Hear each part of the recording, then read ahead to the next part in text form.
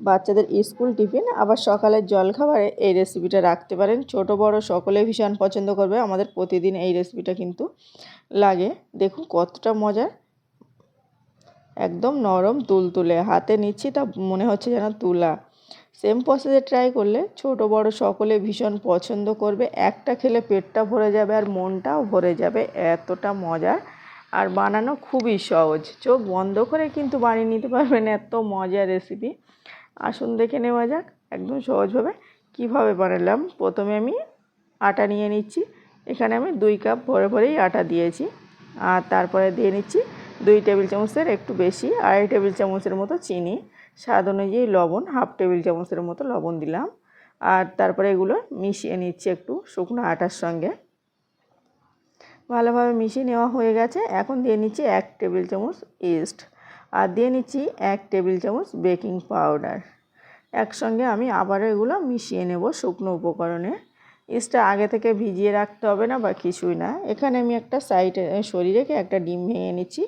আর ডিমটা সাদা অংশটা আর কুসুমটা আলাদা করে নিলাম। কুসুমটা সাইডে সরিয়ে রেখে সাদা অংশটা আমি এখন এই যে ডোয়ের মধ্যে দিয়ে নেব। দিয়ে ভালোভাবে প্রথমে মেখে নিয়ে তারপরে কুসুম গরম জল অল্প অল্প করে দিয়ে একটা ব্যাটার তৈরি করে নেব, ডো তৈরি করে নেব।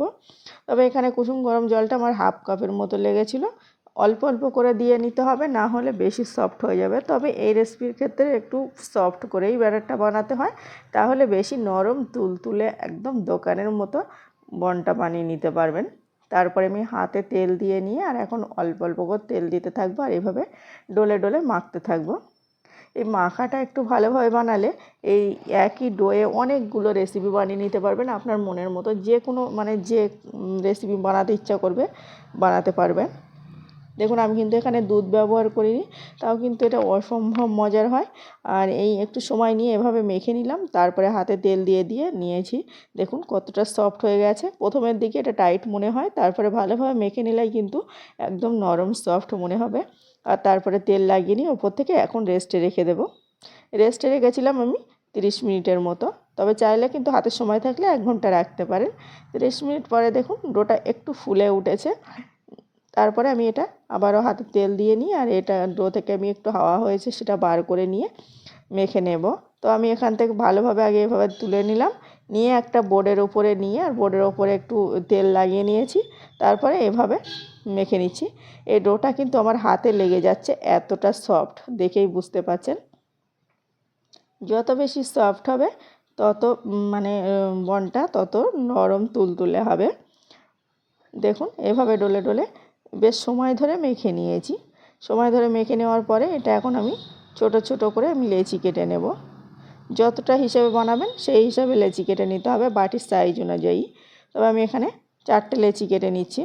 আর একই সাইজের করে নিলে কিন্তু বনগুলো একই সাইজের হবে। আর প্লিজ একবার হলেও ট্রাই করে দেখবেন, সকলের আশা করছি ভালো লাগবে। আর এত সহজভাবে দেখিয়েছি যে আর অনেক মজার হয়েছে, দেখেই বুঝতে পারবেন। প্রথমে আমি লেচিগুলো কেটে নিয়ে সাইডে সরিয়ে রেখে দিচ্ছি। এখন হাতে তেল দিয়ে নিয়ে একটা লেচি এভাবে গোল করে নেব। এভাবে গোল করে একটা বলের মতো তৈরি করে নেব।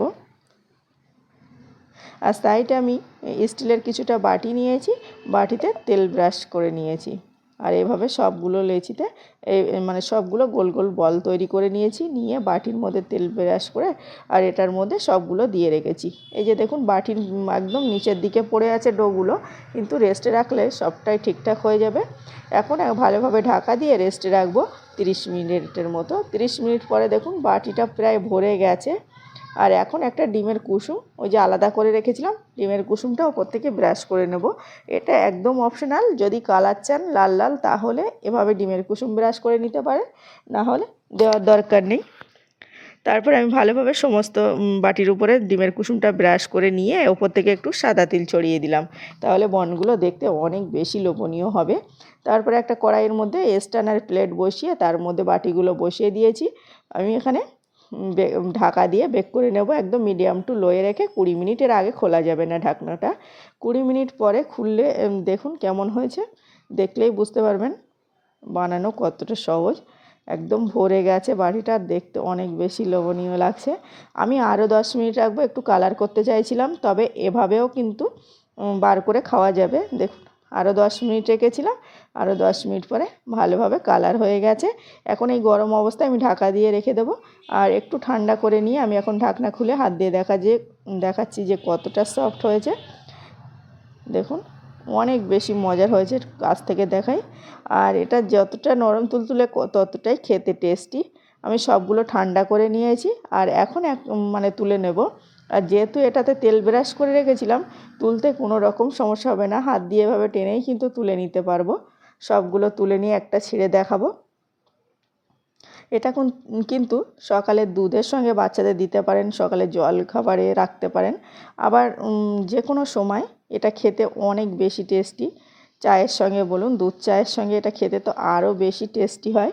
আর স্কুল টিফিনে এভাবে দিতে পারেন, একটু মিষ্টি মিষ্টি করে বানালে এর সঙ্গে আর কিছুই লাগবে না, জাস্ট ছোটরা একদম মন ভরে আর পেট ভরে খাবে, এতটা মজার। আর দেখুন হালকা হাতে জাস্ট আমি টান দিয়ে দেখাচ্ছিলাম যে একদম হালকা হাতে যে কেমন করে অসম্ভব মজার হয়েছে।